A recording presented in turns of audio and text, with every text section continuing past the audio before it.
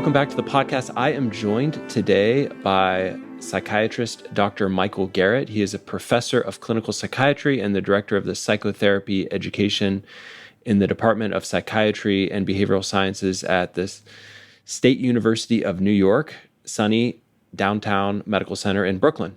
He is a psychiatrist and was a psychoanalyst, and then went back and studied CBT, and he wrote a book called Psychotherapy for Psychosis, Integrating Cognitive-Behavioral and Psychodynamic Treatment.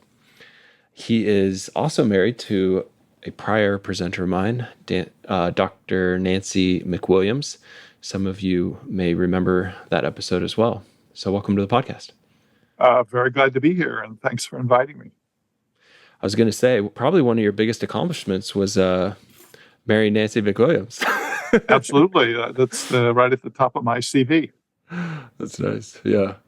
Yeah. How was this writing process? Like, do you guys have coffee and talk about what you're writing or what she's writing, or what does that look like?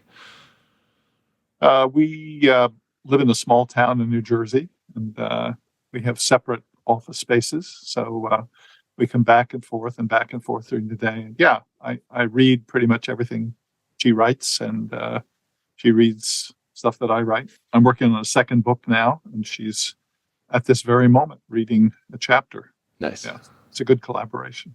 That's great. Yeah, that's wonderful. So, yeah, I think it might be worthwhile to kind of talk a little bit about your journey through psychiatry. It sounds like you were in the public sector quite a long time. In the public sector, as in treating people with more severe mental illness? Yes, that's correct. In my roughly 40 years of experience as a psychiatrist, I started out just after residency training interested in inpatient psychiatry. I also got my psychoanalytic training at that time, and I was wanting to do psychological work with more disturbed patients. Mm-hmm. And I found that the preparation I got from my psychoanalytic training, it was helpful in understanding what was going on, but didn't necessarily lead to effective results with patients. So that sort of remained in the background of my interest for many years until about 20 years ago. I had the good fortune to connect up with and get some training in CBT for psychosis. And the kind of treatment that I've evolved is a combination of CBT and a psychoanalytic perspective. And to put it simply, CBT is a good method for helping patients examine the literal falsity of their belief. And a psychodynamic, psychoanalytic perspective helps people to understand the figurative truth, the emotional meaning of the delusional symptom. So the combination of those two, I found, has led to some effective results in treatment. Nice. And so what is your sort of day in and day out week look like at this point? Are you still seeing clients? Are you still seeing patients? Are you doing more therapy with psychotic patients, teaching? Yes, most of my professional time is now supervising first episode psychosis teams. Mm-hmm. I have ongoing relationships with a number of teams around the country, even some international connections where groups present usually a particularly difficult or problematic case, and then we discuss what might be the most helpful approach with the patient. So I'd say I'm semi-retired now, and I'm busier than ever with stuff that I really enjoy doing. So most of my time is in teaching and supervising, but I still do have a few private patients that I see on Zoom these days. So and then writing, biking, and cooking, and all the other good things you can do when you're semi-retired. That's great. Okay. And so, I was thinking we could maybe start with just getting super practical on how to approach different aspects of like a psychotic person's presentation. And I'm going to use this as well as like a bit of supervision or sort of see if I can increase my insight. So the first situation that I often get presented You're going to present the case. Well, I'm an amalgamation of cases that occur on a regular basis, right? Right.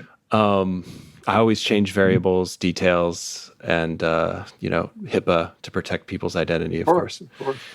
But one of the things that I'm getting a lot of calls with lately is patients who just do not want to see a psychiatrist. So I'll get the mother or the brother or the family on a Zoom call, and we're talking about the situation. And usually it's a 20 or 30-year-old male. Let's just say male who's living at home, who is incredibly socially isolated, who maybe has had some encounters with psychiatry to that they're absolutely not wanting any contact with a psychiatrist. So yeah, it's like when you can't even get them in the door to do psychotherapy. One time I even showed up at I did a family visit. I visited the home because I could not give advice without laying eyes on this person. I couldn't give any treatment without doing a mental status examination. So I'm curious, like how would you start to talk to the family? How would you start to work with the family to sort of coach them maybe to help their child get into treatment? Well, as I know, there are certain patients, not just in psychiatry, but in internal medicine and surgery, who are beyond the reach of our engagement, people that we really can't help. So I think psychotherapy is still in its initial stages of development as an application in psychosis. So that's much left to be done in developing techniques to approach the kind of patient that you're talking about. There are approaches developed primarily in Scandinavia, the so-called open dialogue approach, which tries to avoid hospitalization and medication if possible, which focuses on a family intervention. And there are islands of this kind of capacity around the world, and a few places in the United States that do this. And the process involves a small team going to the house, where the identified patient is, and then they open a dialogue so that the person that's of concern to the family is not necessarily the identified patient, but the family talks about what they're worried about. And out of that kind of open dialogue where there's a sense of respect for everybody and the doctor isn't coming in to impose some holier-than-thou medical perspective on the whole situation, but the family explores the dilemma together, and the success rates with this approach in Scandinavian countries is quite a bit higher than the typical results that we get in the U.S. with a straightly medical approach. Some other possibilities, because we don't have a good base of open dialogue in the United States. I might start with a family consultation without the patient to get a sense of what's going on, what are their concerns, what are their worries, and sometimes, not always, somebody in the family, and it may not be the parents, but somebody in the family has some sort of emotional influence with the patient. There's somebody that the patient listens to. And I would try to understand their point of view, develop an alliance with that person, and then maybe see if the person of concern could be invited in to join in a discussion of what's going on, what are their concerns, what are the issues. In situations where there's a psychotic family member living at home, everyone is suffering. in some way.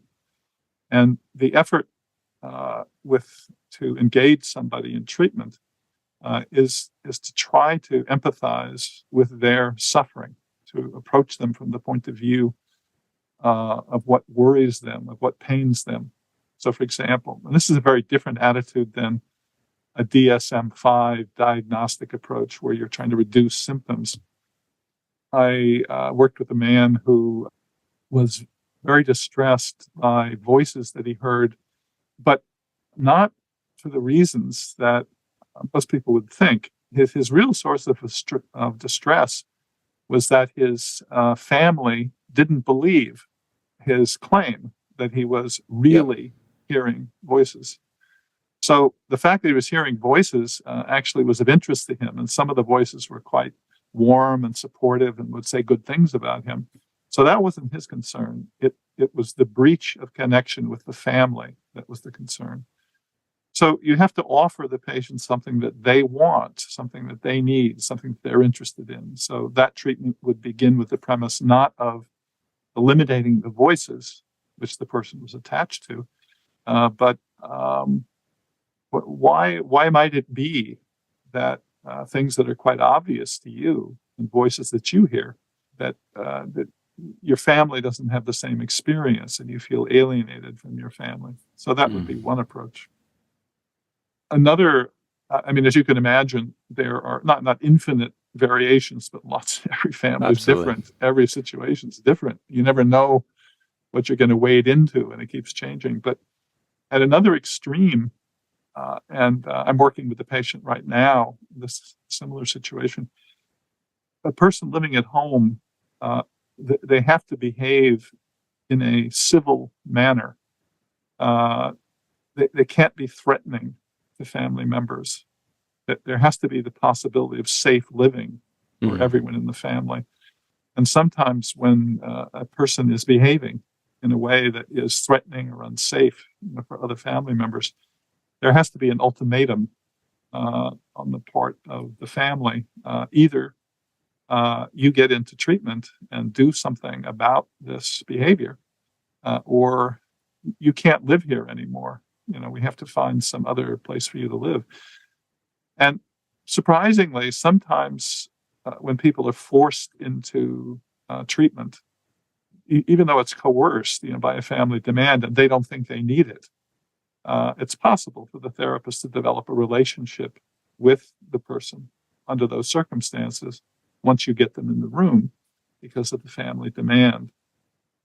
Another thing that sometimes makes a difference is that in the example that you were giving, this person had a bad experience with psychiatry in the past. This is very common.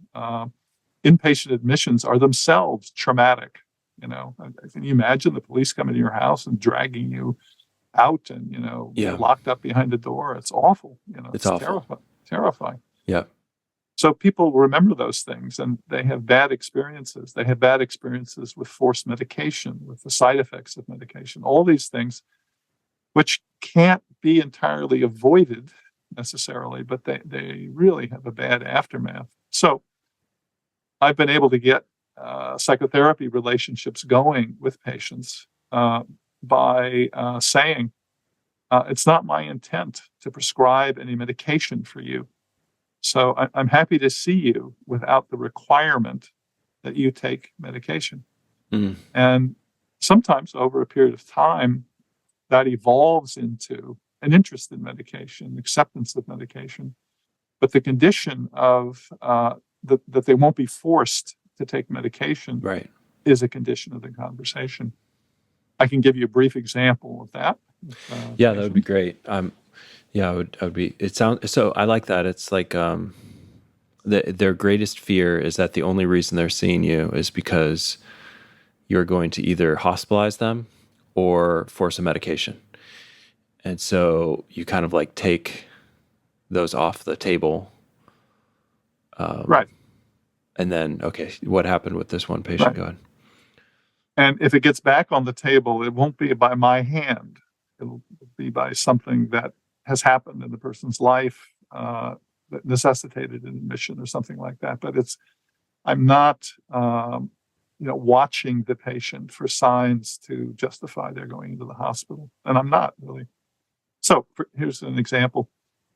I worked with a woman some years ago who had very bad experiences with psychiatry. She, among the other things that she never forgot, is that she was treated with some medication, including Depakote, and had a reaction, which is not so usual, but it was dramatic for her. She lost all of her hair. It was very traumatizing for her, in addition to the involuntary admission. So she had vowed that she would never take any psychiatric medications again. And one of her family members heard about psychotherapy, got my name. I made an appointment with the patient, and the patient says, I don't want to take any medication. And I said, that's okay. I'm happy to talk to you and see what's going on without the medication. So the story that unfolded was that she heard voices that were telling her that someone was going to die. And being a responsible person, she thought it was her job to figure out who it was that was going to die. And she would spend hours a day reading license plates, trying to get clues about who this person at risk was. And in the process of psychotherapy, these were once-a-week meetings that took about 4 months to achieve this. We talked about her voices as her particular variant of the internal conversations that we all have. We all talk to ourselves. I tell myself frequently that I don't need dessert. Trying to keep my... I tell myself I don't need 2 desserts. Right. So sometimes we speak to ourselves about things that we are not entirely secure of, in our own right.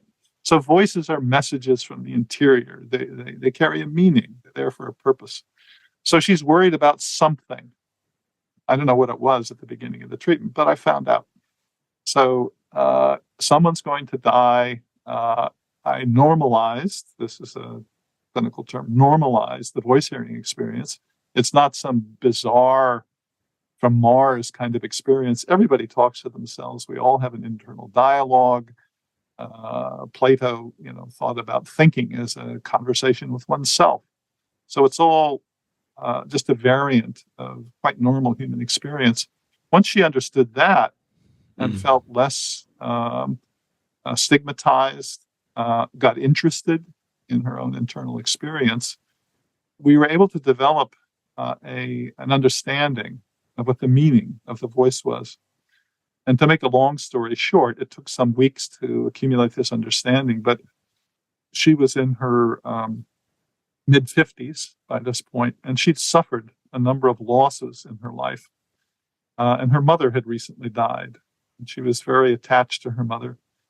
And she was beginning to feel the distant waterfall of her own mortality. She could hear that she was moving into the next generation to pass away, and she was surrounded by these losses. The loss of her father, she'd lost her marriage, her beloved dog was into his 13th year and might not have long to go. So she was full of a kind of atmosphere of grief. And the person that was going to die in the end was a kind of amalgam of all these losses and her anticipation of her own death. So the psychological purpose of the voice hearing experience, the defensive purpose of it, and this is a typical thing with psychotherapy, we deal with defenses. The defense was she had to find out who was going to die, because it certainly wasn't her in the delusion. She's trying to figure out some external puzzle, but in the end, it was her, and she came to understand this. And then finally, I said, in what we call a Columbo style. I don't know. You're younger than I am, but you may remember the Columbo Right. Detective series where Like a mentalizing stance, right? Of not knowing. exactly, yeah. So you know this. So Columbo style. I don't know that we have some medication that might take the edge off the voice hearing experience. Would you like to try it?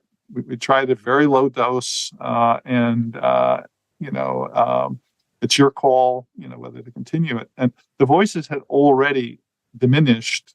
She said about 50%, so she wasn't really preoccupied with them anymore. But now she had enough trust in the relationship to give the medication a try.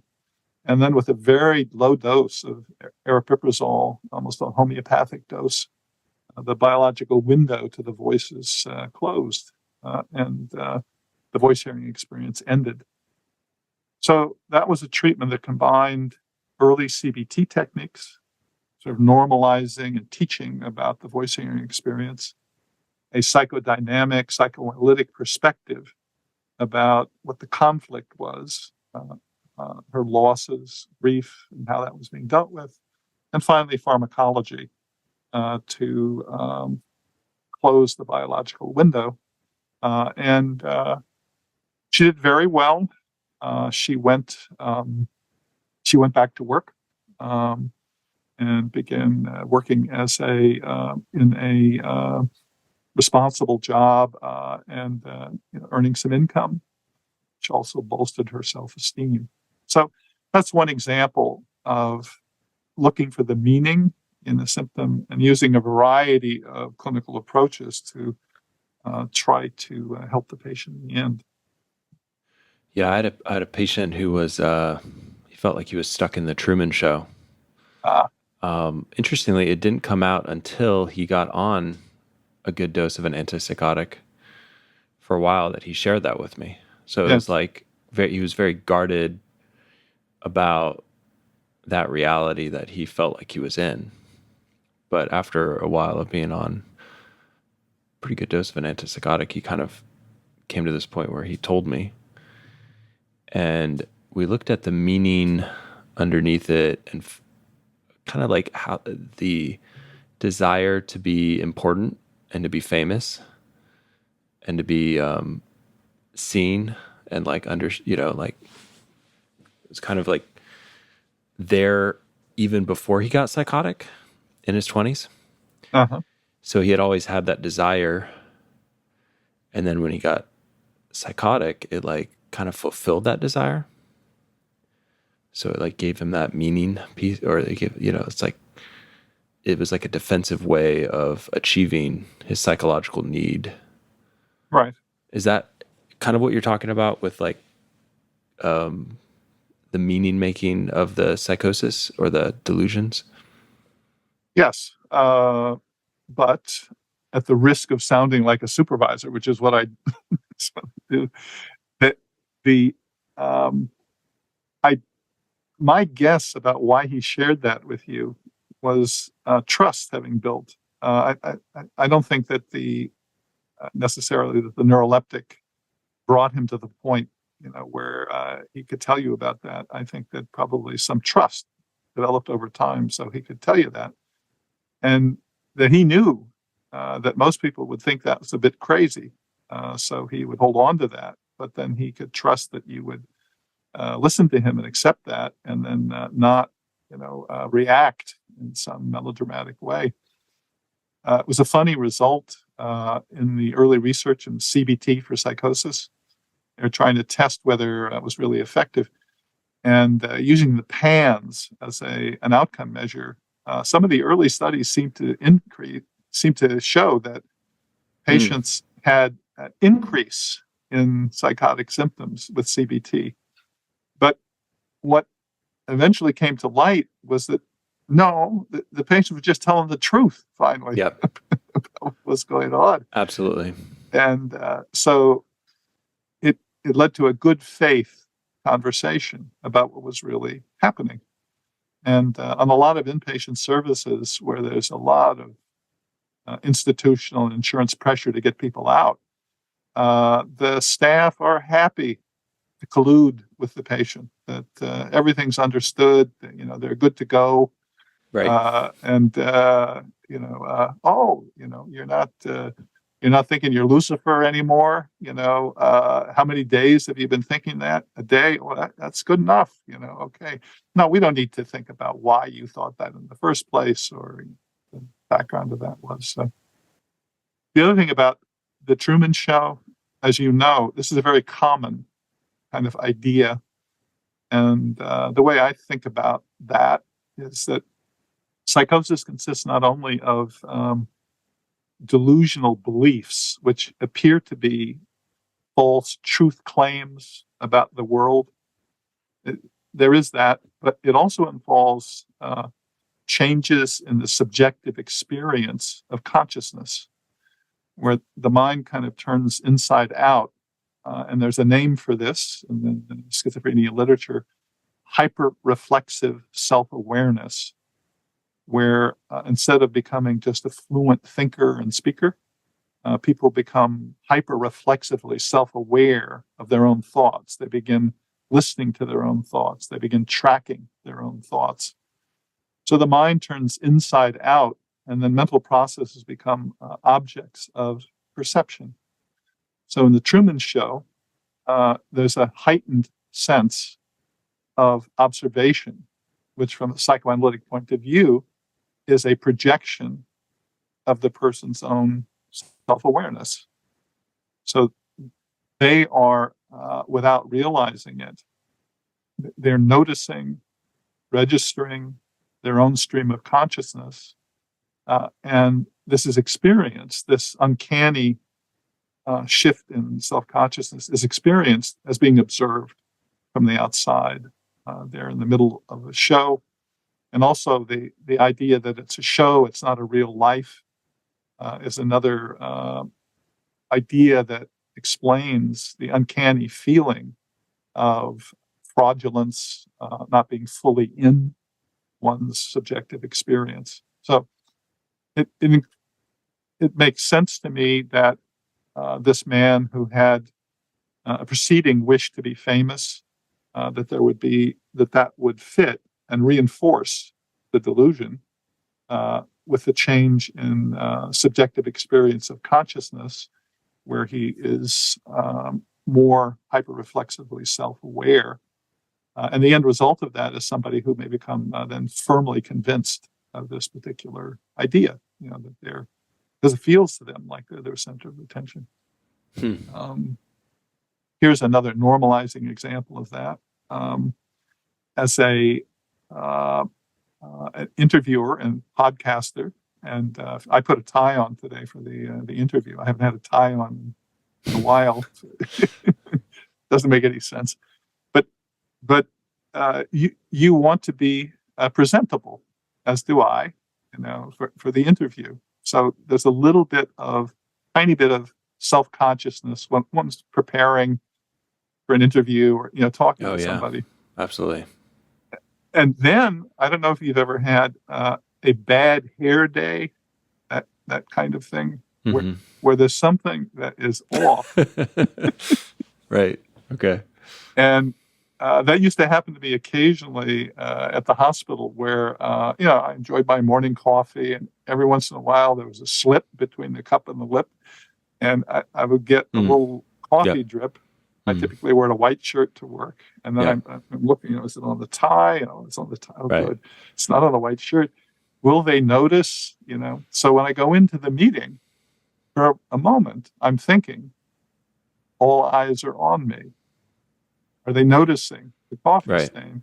Yeah. That's a moment of hyper self-awareness in relationship to one's internal state at that point, where you were imagining that all eyes are on you, that you're the center of attention. And even if somebody glances at you for a moment, depending on how you're feeling that day, oh no, they did see it. They did see it. And then you settle in to try to manage your shame and pretend like nothing is going on, and you go on with the meeting. It's like that. So that's like a little mini version, the mind turned inside out, where for folks that have who carry great shame every day is not just a bad hair day. Every day is a terrible day, where their flaws, their weaknesses, their fears are turned inside out and revealed to the world for all to see. Mm. And then you get a man thinking that his whole life is being observed, or the very common belief that there are agents stationed in the neighborhood, FBI agents who are surveying the patient and watching the patient and observing. Yeah. Yeah, it's like I like how you put that. It's like you are noticing the extremes of it in someone who's psychotic, but also how there's variance in those of us who are not psychotic. It seems to me that the insight into it, it's like one part of my brain is like, this is illogical, but I'm feeling this way. And then the other part is like very high guilt, high shame, like, but there's a little bit of like a check there, right? And then with someone who's psychotic, sometimes it's not like they don't really have that logical check. They just believe that it is the case, right? It's like, I am. It's not that this person could be looking at this coffee stain. This person is looking at the coffee stain, and therefore I am stupid, right? And it's like an absolute of sorts. I don't know. Would you say that that's what you found, or how would you describe that? Yes, and as won't surprise you, there's a range. So yes, it's exactly like that for many people who have psychotic experience. The feeling of shame is so intense that they're convinced that it's happening, because it's absurd when somebody is ashamed or afraid to say, you are imagining you are afraid, you are imagining that you feel shame. When we feel something, we really feel it. Mm-hmm. So the reality of the feeling gets translated into a conviction about the claim that one is being observed. So there's some people who are completely convinced of that, but there's another very interesting phenomenon, which is not uncommon, which is called double bookkeeping, where the person will say, I know this doesn't make any sense. I know this can't be true, but I believe it anyway. So just as you say, there's a cognition that's asserting that something is true, not true rather, and there's a visceral feeling that it is true. And there's a tension between those two things. Okay, so getting into kind of like an early example, when I was a resident, there was this patient who believed that his parents tortured him. And I remember talking to him and thinking to myself, oh gosh, how horrible that this patient was tortured by his parents. And then after listening to him for a long time, I realized like some of this torture that he's describing is like, it's impossible. Right. And then I started realizing like, oh, this guy, he is coming up with like some of these are delusions, right? This is very early on in residency, but it's like I wanted to approach it. I was approaching it concretely as if it really did happen at first, until like as his story progressed and as he talked more and more, it was like, oh, either this guy's been through the worst of the worst, or like it just doesn't. Like he would talk about how he was kept up for 8 days straight, tied to a chair. The worst of the worst. So how do you like start to help someone who's in the midst of believing something like that so strongly without aligning with the delusion? It's a complicated question, but a little bit of research background. As you know, Freud, from the beginning over 100 years ago, was saying that psychological suffering is chiefly a matter of remembrances, that hysterics suffer from remembrances. They suffer from things that memories of things that have happened to them. And then Freud went through a period where he couldn't credit that the complaints of sexual abuse that women were talking about, that this couldn't have happened, in Victorian Europe. It must be a fantasy, and that led to Oedipal fantasies. We now know from research in the last 2 decades that the histories of sexual, physical abuse in people who become psychotic are quite high. And sexual abuse, physical abuse, is a very high risk factor for the development of psychosis in adult life. And there are some people who don't have a history that's identifiable of abuse who become psychotic. But for example, in cases of incest, when there has been forced penetrative sex on the part of a family member, this increases the risk of psychosis 10 times. And this is a much higher number than any single gene that's associated with an increased risk factor in psychosis. So with the patient that you're talking about, the attitude I would have initially is I wouldn't discount that something had happened to him. Right. Not precisely the way he described it, but that what he was describing was a disguised, distorted memory of something that happened to him. And I would not assume at the beginning, or that I would eventually clearly find out what the balance was between actual events and fantasies. But it would be certainly the things that if a person says that they were flown to Mars and tortured there by aliens, I mean, we know that to be a delusion. But oftentimes people report their traumatic events in disguised and delusional form, because they can't bear to speak about the particulars of what happened to them.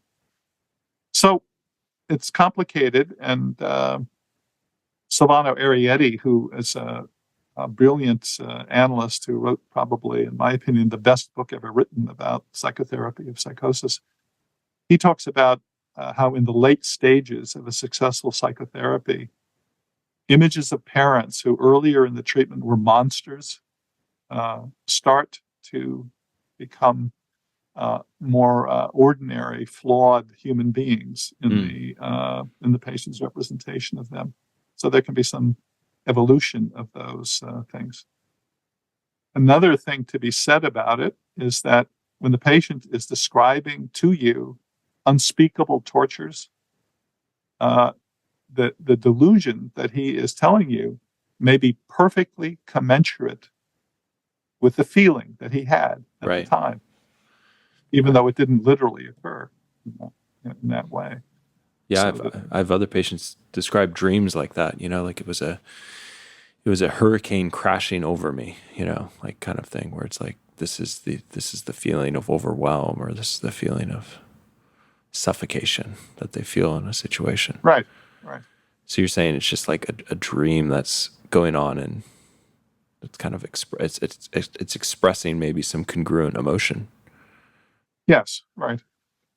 One other way that I think people can find an empathic door into psychotic experience and this tension between what's rational and what's not rational is I think most people have had moments of overreaction to situations in ordinary life.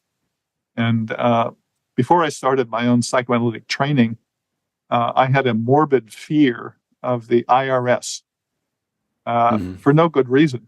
My tax returns, actually, my accountant would say, come on, don't you have some more deductions? Here you can throw in some other stuff, here. So my returns were always squeaky clean.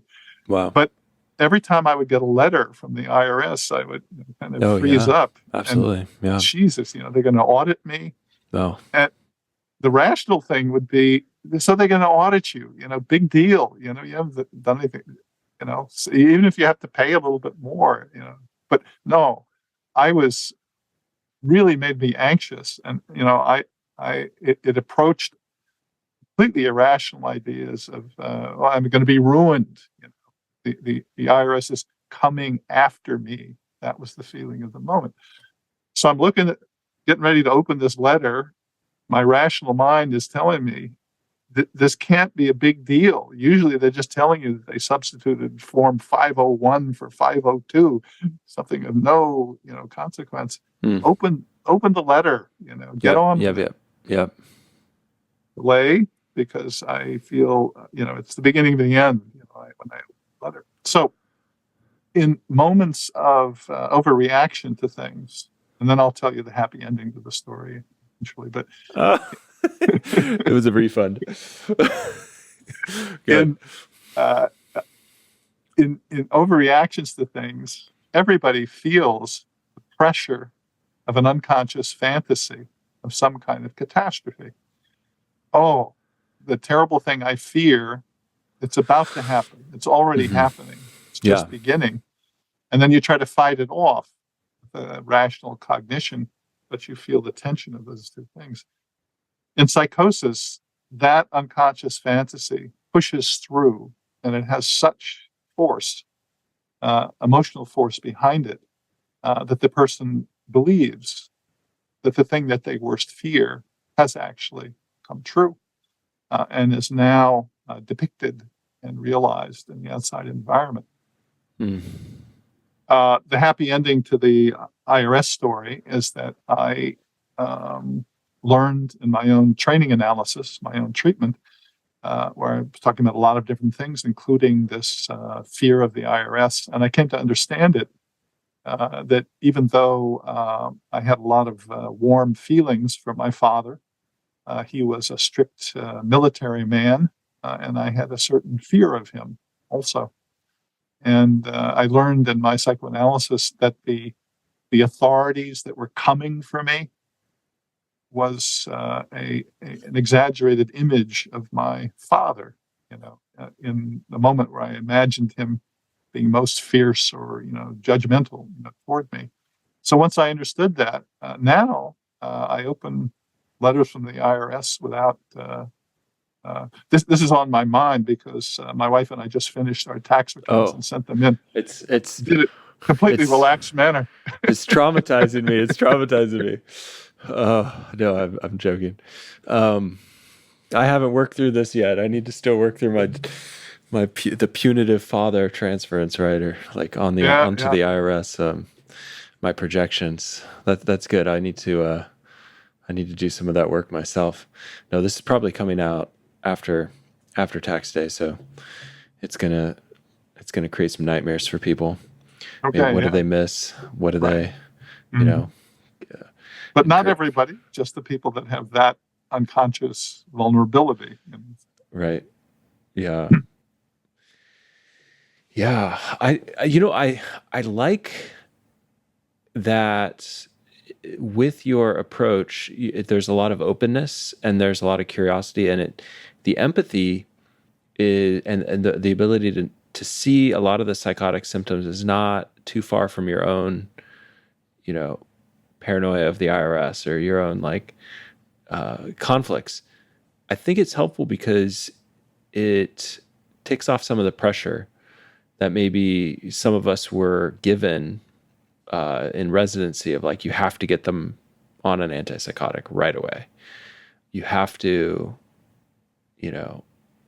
get this injection in them, which I feel myself. I feel, it's how do I get this patient with very low insight getting something that's actually going to help them? And so your approach is very different. It's typically the doctor that lacks insight into the patient's psychology, just to turn the phrase the other way around, because as you know, doctors are trained to make decisions.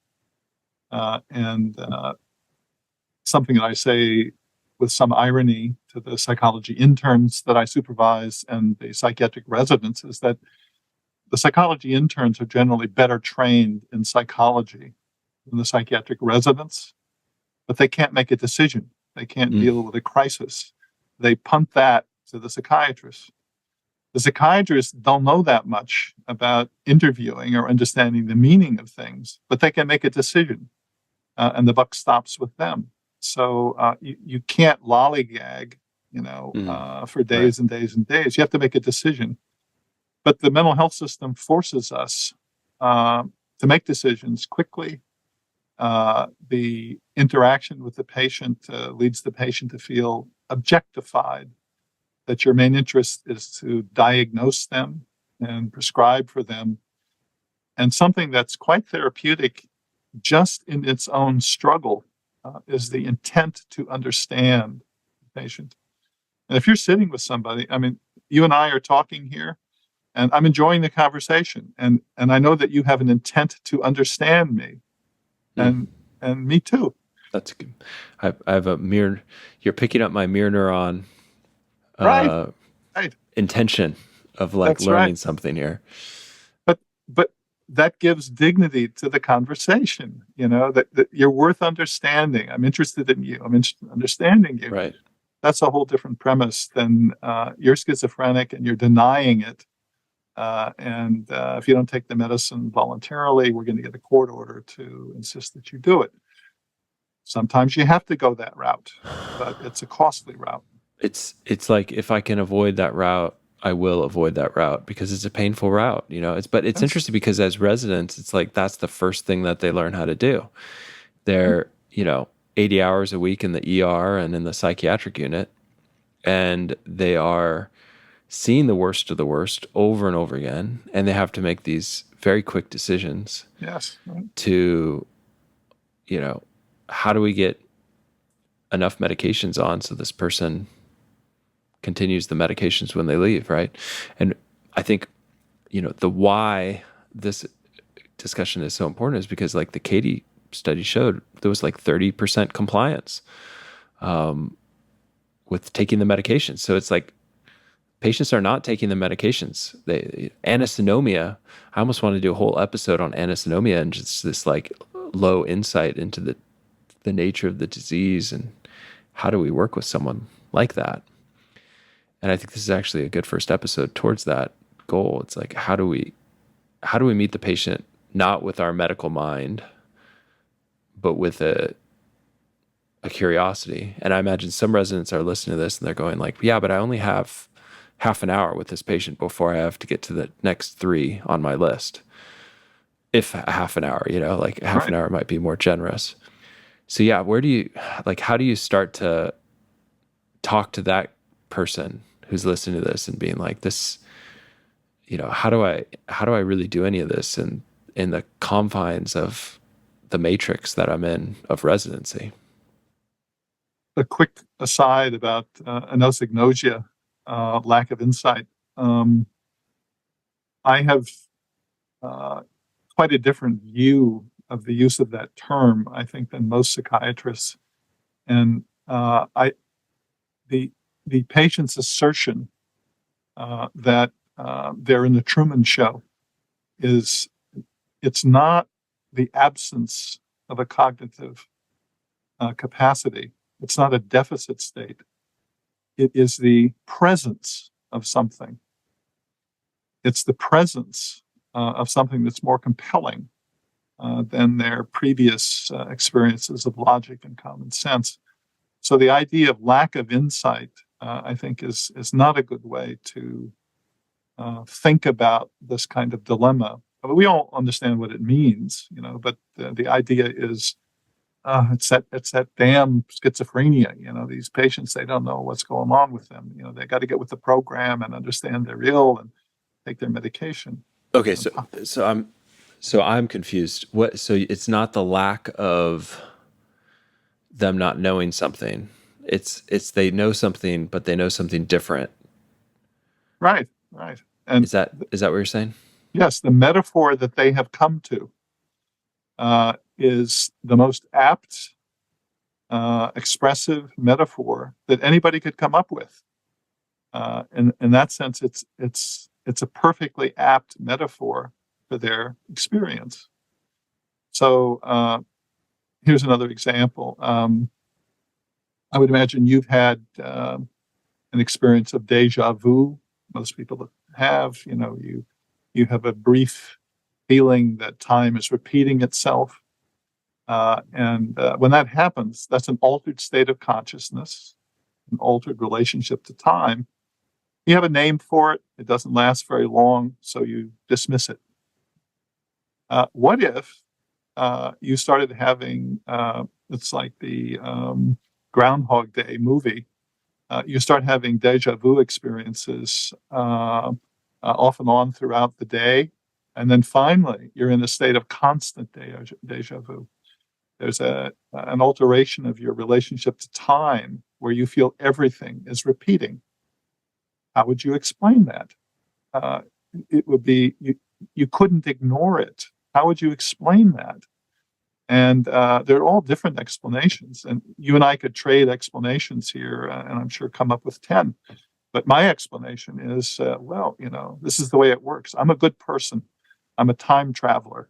And I've been going back in time, and just like in the Schwarzenegger movies, I'm preventing bad things from happening. But there's a computer glitch. So when I'm getting injected back into the present, I'm not fully back in. So it feels like the whole thing is repeated. And I mean, there are endless different ways to explain it. So what's going on is not a lack of insight, but it's the presence of a much more complicated psychological structure, which the psychiatrist doesn't understand and can't make sense of. So sometimes I go lift weights, in the morning, and I'm lifting weights, and I'm like, okay, if like aliens had taken over the earth, and if I was in some sort of simulation, right, and they wanted to harvest my ribeyes, like this would be the simulation that they would create for me. Like they would create a world that I would consciously choose to go powerlift every morning. Yes, there you go. So what do you think? You're in a deep groove there. You're in a deep groove. Yeah, that's where it comes from. That's right. Yeah, there are people who, I mean, like for me, it's like a humorous sort of line of thinking, right? But there are people who really think like they're in a simulation, or they're in a Groundhog Day that's repeating over and over again. And so what you're saying is you approach it with a curiosity of like, okay, how is this picture or this image or scenario, well, how is this somehow an accurate representation of something going on? Right. And so for me, it would maybe be like, what would you say, like about the powerlifting simulation for ribeyes? Like, what would that be an accurate representation of? I think it's a lovely example. No, it is. It's a lovely example. Thank you. And Okay. Perfectly ordinary, a passing fantasy about a situation. So you invited me. So let's go. With your permission, it's all good. It's all good. Let me start with a more dramatic example and then slowly creep up on you lifting weights. Okay. I worked with a man some years ago, and we're talking here about oral concerns.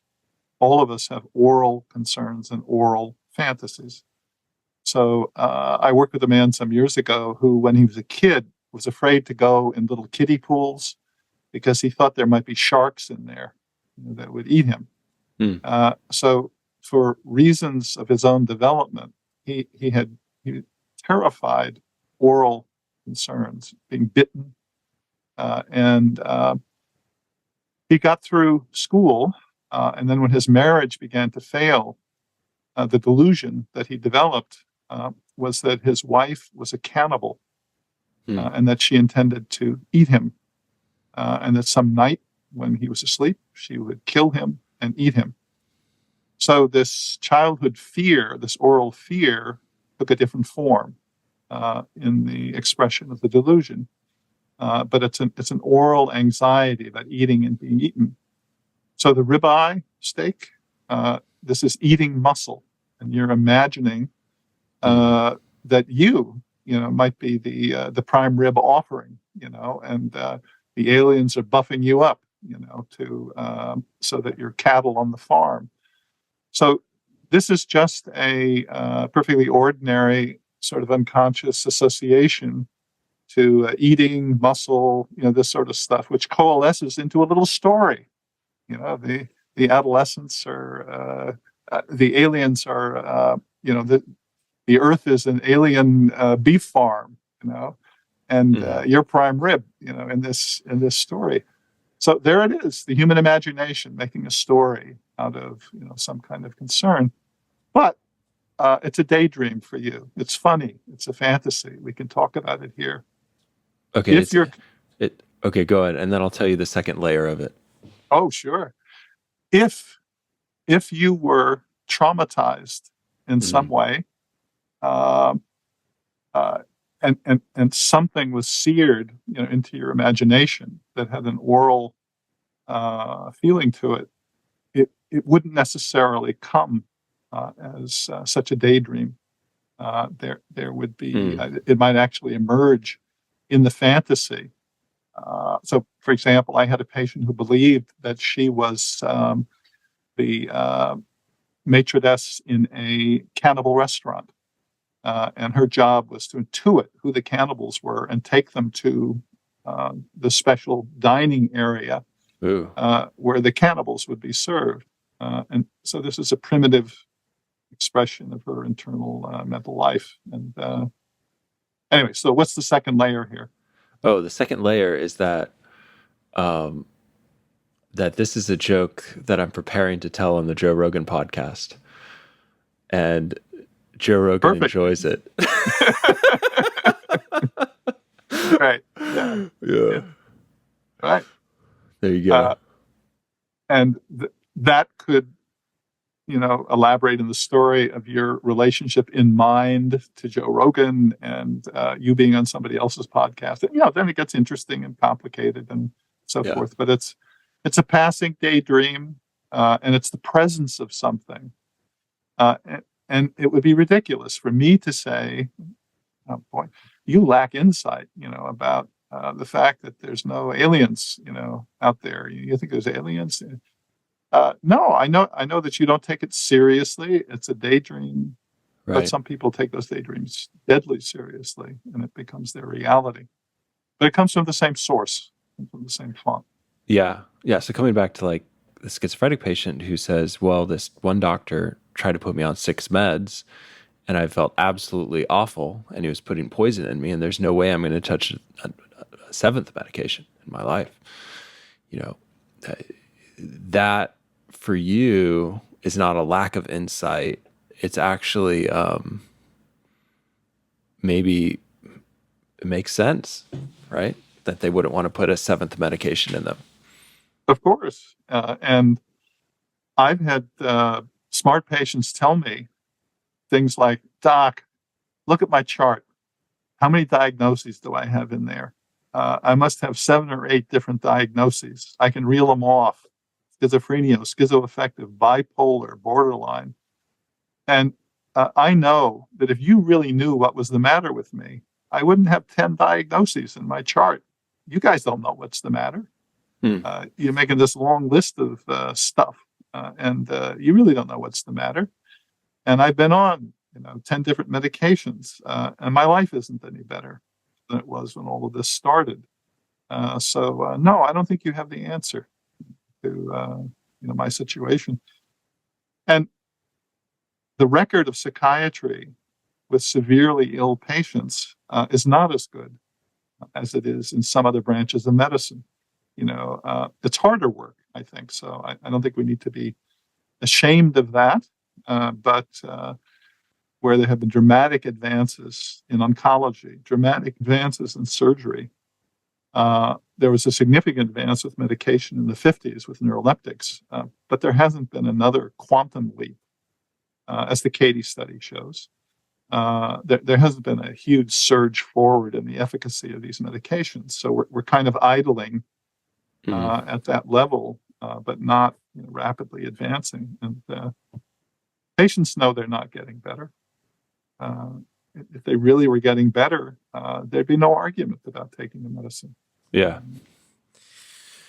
Yeah. Well, I don't know. I think, I feel a shift. I've been told by many people across the U.S. and across the world that there is a shift towards more interest in psychotherapy amongst professionals. This podcast success is largely from that as well. Right. There's people that are leaving jobs that would not allow them to see people more frequently so that they can start their own private practice and be able to do the type of work that they want to do. Right. Yes. So I think that there's been a movement towards that. And I think the physicians that I know that are doing that work, they feel a lot of gratification about the success rates. I coach different psychiatrists across the U.S. and talked to one just this week. And she said, I looked at my results and I realized I was getting about 95% of my patients better. Looking at what the symptoms that they came in with and the different measuring scales that she's doing, which is way better than, STAR-D. But it comes with a full integrative approach that we're talking about today, like the psychotherapy and the connection and medication light, not medications to the point of huge amounts of side effects, right? Right. That's right. Yeah. So, I agree with you that I think the tide is turning a bit because I certainly in the area of interest for me, medications for psychosis, the research shows that if you do long-term follow-up studies, 15 years out with medication, it's kind of the usual rule of thirds that a third of people have recovered their lives, a third are in and out of the hospital, and a third are, chronically, gravely ill. But interestingly, that group that fully recovers, those are the patients that are not taking medication. There's a higher percentage of those folks that aren't taking meds. So this is an observational study. So my kickback would be observational study. And so, there's a severity difference in patients. Patients who are less severe need less medications. Therefore, the patients that are going to do better need less medications. But if you look at other studies where they try, if someone's who has a diagnosis of schizophrenia, they try to take them off the antipsychotic, the relapse rate is ginormous. It's like 95% relapse the first 3 months. And then there's a quick response to that. Yeah, let's hear it. Which We're is ready. That we know that there are some serious side effects to neuroleptic medications, including tardive dyskinesia. And how is it that as psychiatrists, we don't know which of those third people don't need the medicine in the long run, so that we make the default decision to prescribe it for everybody? And we should be worried a lot more about who are the folks that might be in that third that really don't need the medicine and who can recover in a different way. And the second question, people relapsing, this is a source of a lot of, I think, conflict and debate.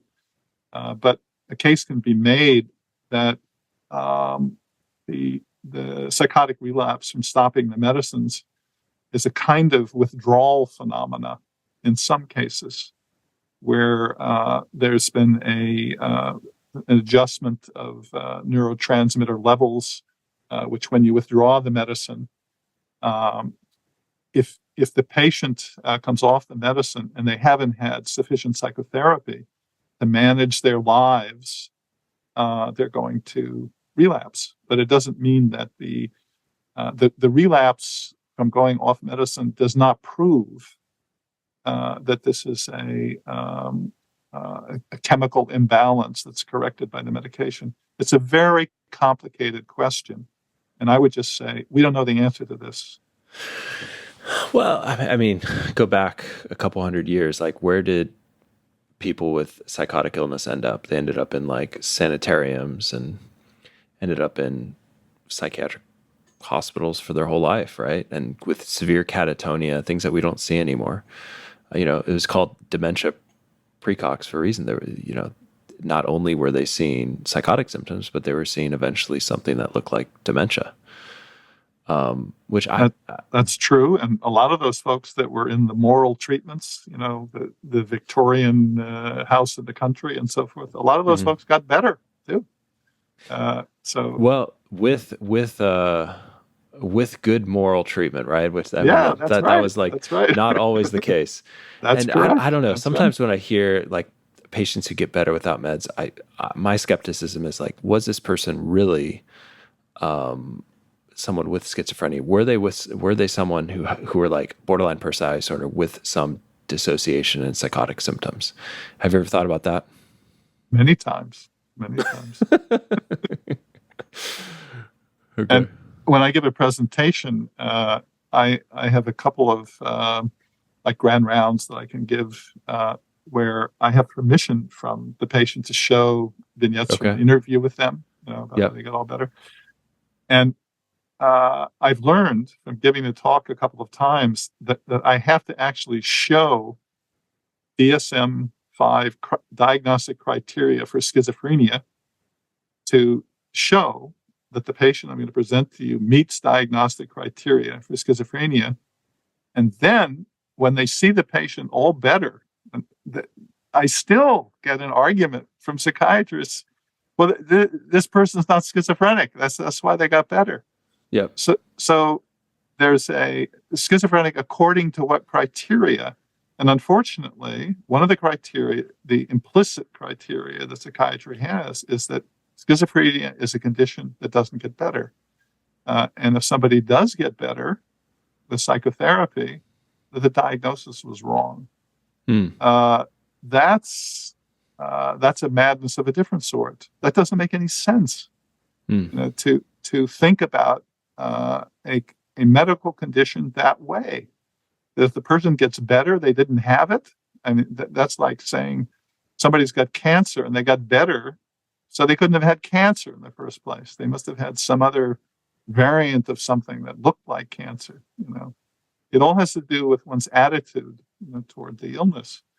And sure, there are misdiagnoses, or one can argue about the diagnosis, but getting better is, to my mind, it's a way of rationalizing the limitations of psychiatry. So we can say, well, the patient didn't get better because they have a terrible illness, doesn't get better. Rather than saying, okay, the patient didn't get better. I did my best. I tried, but that should spur us to think, how do we fall short?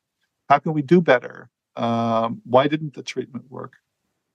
And in my consultations with first episode teams, a typical kind of consultation is a service that has been reasonably well trained in medication and oftentimes CBT techniques. And then as a psychoanalyst, I try to ask the question, why isn't the patient getting better? Why isn't the treatment really getting traction so the patient's improving? And one mustn't say they're not getting better because they have schizophrenia. That's a tautology.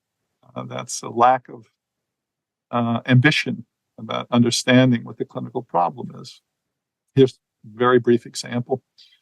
I consulted some months ago with a patient who felt that he was being tortured by the government. And they would intrude, and they were giving him all these body probes and things going on. So the CBT therapist was diligently applying correctly techniques about, well, could there be another explanation for the sensation, that you have in your hands or your stomach, exploring alternative explanations.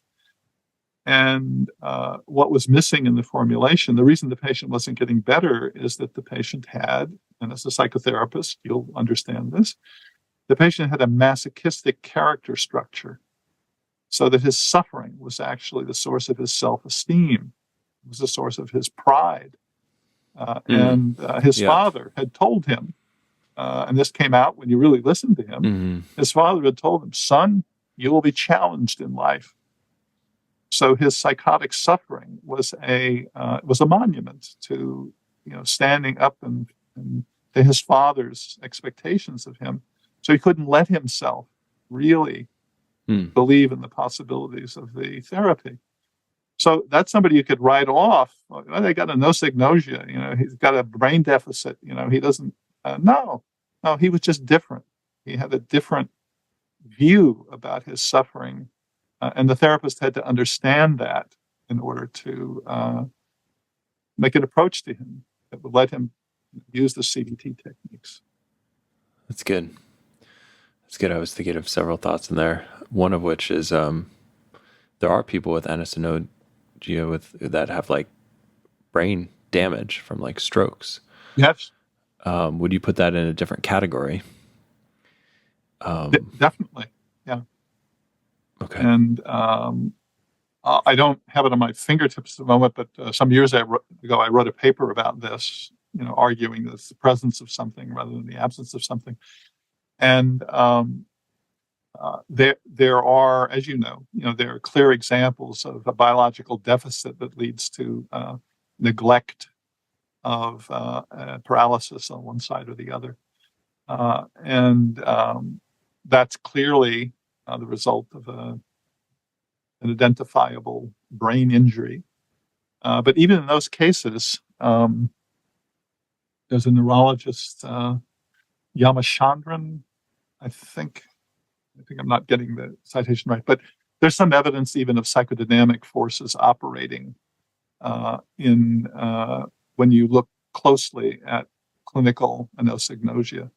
So, and Freud, in his early papers about aphasia, clearly a biologically derived condition, he noticed that the words that people forgot, the lapses, the parapraxes, they had a psychodynamic element to them. So there's an interlacing of the brain and the mind in these ways. But for most folks, until proven otherwise, in my approach, one maintains an intent to understand.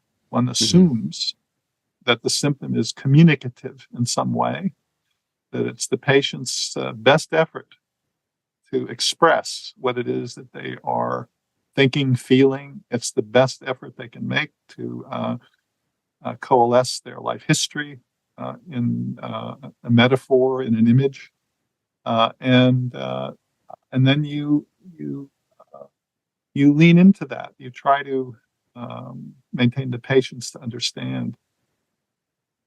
I never answered your question about this is all philosophically very interesting and so forth. Yeah, but what about in the clinic? So yeah. Okay. So let's get to that. Okay, let's get to that.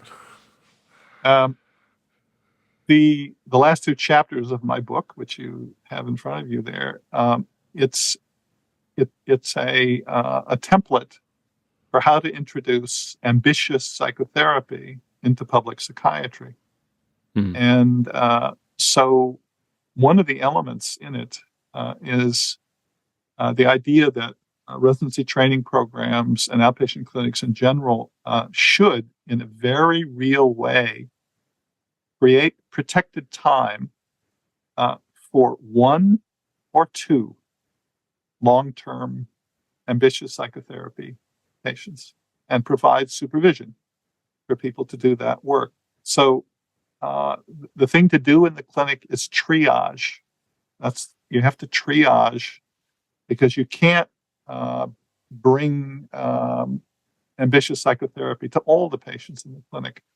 As you know, a typical caseload for a psychiatrist in a general hospital is easily 200 people in the outpatient department. You can barely recognize the patient, when you see them for the treatment.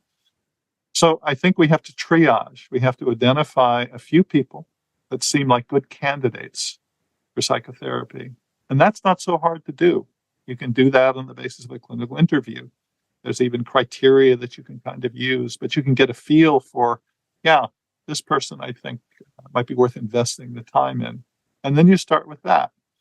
And then the hope would be that when the psychiatrist feels a bit more adept at doing psychotherapy with a couple people, all of a sudden, they'll be able to say something that's on the mark with another patient and will improve the level of empathic relatedness to patients as you're not engaging in once-a-week treatment and like that. The ultimate answer is revolution. It's a real change is needed in the way care is provided. And I think the way that would look would be a psychiatrist who is knowledgeable and skilled in psychotherapy, supervising a clinical program where psychologists, social workers, people who do nothing but psychotherapy are supported in doing ambitious psychotherapy with psychotic folks. And that's not a pie-in-the-sky idea. It would take some doing to create that, but it's not impossible to do. Okay.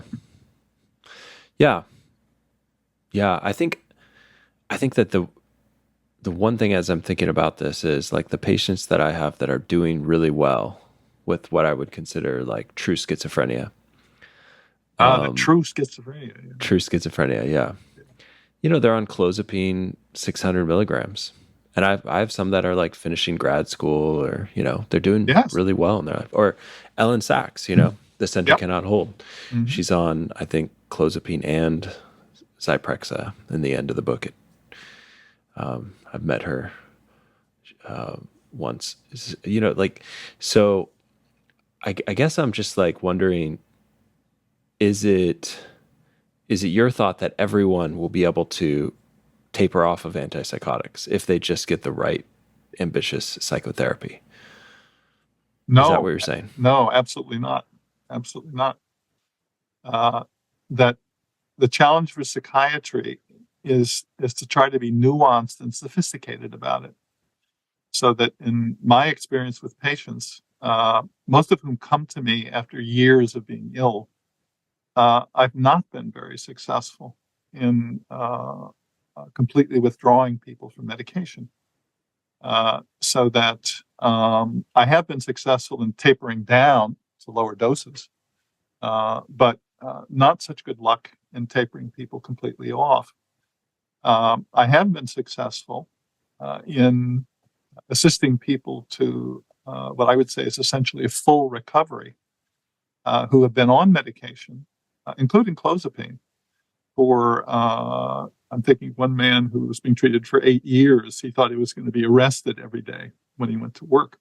And with 6 months of psychotherapy, he wasn't afraid of that anymore. And the meds had not done that for him.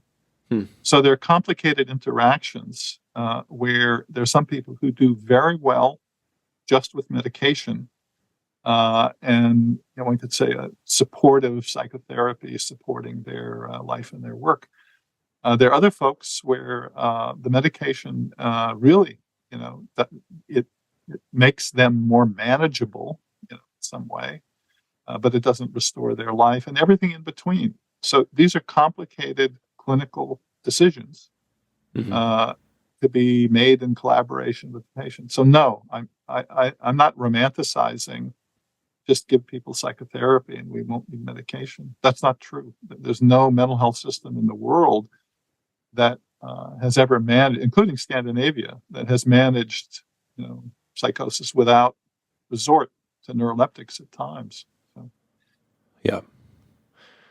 Okay. Another lingering sort of thought. I was recently reached out to interview an author who... I want to get that thought that if they don't get better, they weren't schizophrenic out of your head, but we may have to do that another time. So. Oh, okay. Okay. With that thought, in the book, you talk about how it's like the delusion may still be there to some degree, or the hallucination may be there, but they may think about it differently. Or it's like they may not be influenced, or they may have more an increased awareness that it's not true.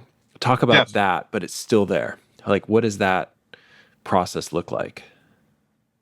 Is that the process we're talking about? Like, Yes, I think for some people, and there's some evidence for this in the few studies that have been done that ask patients, what's your experience on a neuroleptic? What difference does it make? And a typical response, I'm thinking of a series of papers by Mizrahi. Patients, will say things like, "I still have that thought, that's going on, but I don't think about it that much anymore. That doesn't bother me that much anymore." So I think, and I'm not the only one, but I think that one of the ways that neuroleptics work for some patients is that they diminish the affective charge, the affective fuel that drives the psychotic symptom. So in that way, they are anxiolytics of a certain sort with a particular kind of condition. So if the person is less agitated, if they're calmer by the medication, they can distance themselves from the symptom. And judicious use of neuroleptics actually can open up the possibility of psychotherapy with some people because they can get enough distance on it that they can talk about it. So that's a way to understand that. So the person isn't all better in the sense that they're still preoccupied by the idea, but that goes along a continuum. As I say, I suffered from the IRS for years, until I got right about that. And so it's a range of different effects from neuroleptics and medication. But you had another question you wanted to ask before I got us back on this. If you got better, you weren't schizophrenic. So we'll put that to rest for now. Yeah, I think it means I think the question is like, what is better, and what is like, how severe of a disease, like there was a patient recently in my office. It's a pretty new patient who was jumping from topic to topic in a very sort of tangential way, with a lot of paranoid ideation in there. CIA, FBI, Twitter. The FBI is working with Twitter, and no, I'm joking. That's actually happening. And then he was like going through all of this stuff. And when I sat with him for a while, it was like, and he calmed down. He talked more normal. But then when his mother brought up potentially, putting a boundary on like funding his life or not funding his life, then he got really elevated again. And he started kind of like, moving and doing little paranoid hand motions and responding to internal stimuli. And it was interesting within like a couple hours of working with this guy the first week, how I could see so many varieties of functioning. Yeah. Yeah. What do you make of someone who kind of like has these lapses back into more disorganized thinking, but then can come out of it when there is a lot of calmness and like, in the room, right? Compared to when there's more agitation or more.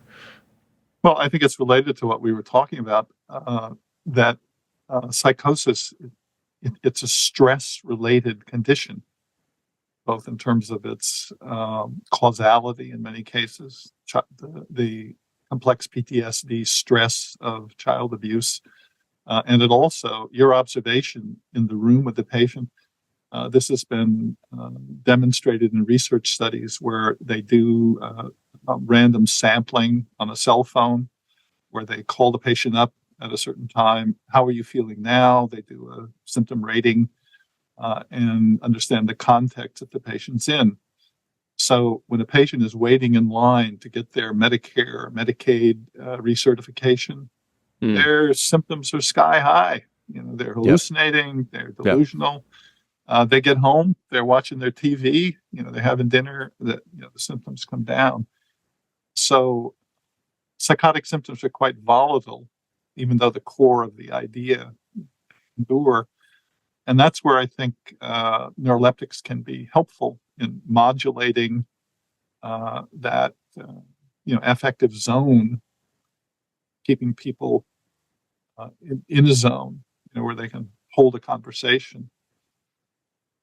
Until you mentioned that the mother was present or upsetting the patient, I might be inclined to tell a patient like that. I don't think I completely understand everything that you're telling me, but I want to. I'm going to try to. But one thing I do understand, I think very clearly, you're quite afraid. So I would want to get some ground of understanding with the patient first about the affect, the emotion. So we may not agree about whether the FBI has him as the center of their attention, but I think one can easily agree that he's frightened, he's afraid. Mm-hmm. That's a way to begin the conversation. So, yeah, it sounds like you see a lot of psychotic people in your practice. So, yeah, I think it's something that's been an interest of mine. I think inevitably, a lot of therapists don't know how to do therapy on psychotic patients, and so they kind of like refer them on, right? And I've done a lot of episodes on psychosis and schizophrenia, and so I think other people find me through those episodes. uh-huh. So, yeah. I know that drill. Yeah. I've done a lot of treatment-resistant episodes, clozapine, blood levels, stuff like that. Agitation, aggression. Like, mm-hmm. I've tried, I feel like I'm pretty on board with slowly decreasing meds and seeing what happens, maybe a little bit more. Like if someone comes in, I'll often take them off of Cogentin right away because I'm like, why are they on this? And then if they're on, medications like Depakote, it's like, okay, that doesn't really help that much unless you have true bipolar. So let's get you off that and then see what happens, And so do that while I'm doing some psychotherapy. So it's something I enjoy. See if I can clear up their brain, their sensorium a little bit, especially when they're cloudy from a lot of extra meds that they don't need to be on. Yes. Right. Yeah. And then I think I get there's like a desperation that happens, I think, in family members after a while of like, what do we do? And they go on a search of learning about psychosis and schizophrenia, and I get emails like that all the time. So try to connect them with the local doctor if possible, but sometimes I'll talk to them and do a coaching session, kind of see what the situation is and what I would recommend. So this is good. This is a good episode. It's a good discussion. I feel like we could probably do a part 2 or part 3 even. What's the new book that you're writing? The book has 2 parts to it. The first part is a more a model for thinking about trauma and psychosis and how psychotic symptoms in many cases have disguised memories of traumatic experiences. And we've talked about some examples of that, this morning. And I also want to make an argument in terms of Bayesian brain science, that my understanding of the way the Bayesian brain works is that there's an inevitable requirement for psychotherapy, because the Bayesian brain cannot correct its misperceptions of the world because it's constantly manufacturing a false reality that it's then iterating in a false way. And the only way to bootstrap a mind out of a psychotic state is another mind that the patient trusts. And so that predicts the inevitability of psychotherapy as a treatment for psychosis. And the second part of the book will be 50 examples of kind of case conference presentations with lots of transcripts of what patients actually say, where I'm working with a woman who was a graduate from my training program some years ago, who had a very good ear for understanding psychotic patients. So we'll have 50 examples in there. And the idea is, kind of, well, this sounds crazy, but no, this is what the person's saying, a way to try to understand it. Why 50 cases? Well, if I told you I had 3 cases I could understand, you could write that off as, wow, you're cherry picking. Right. Okay. Yeah. 10 cases. Well, yeah, maybe you were lucky. 50? 50. If you got 50, maybe you got 100. Maybe there are 1,000. Maybe there's an effort to understand everybody, that you could make. So that's the second book. That's good. Good. Oh, well, yeah, I think this has been a great discussion, and I'm curious if there's anything else lingering on your mind that you wanted to say before we wrap it up.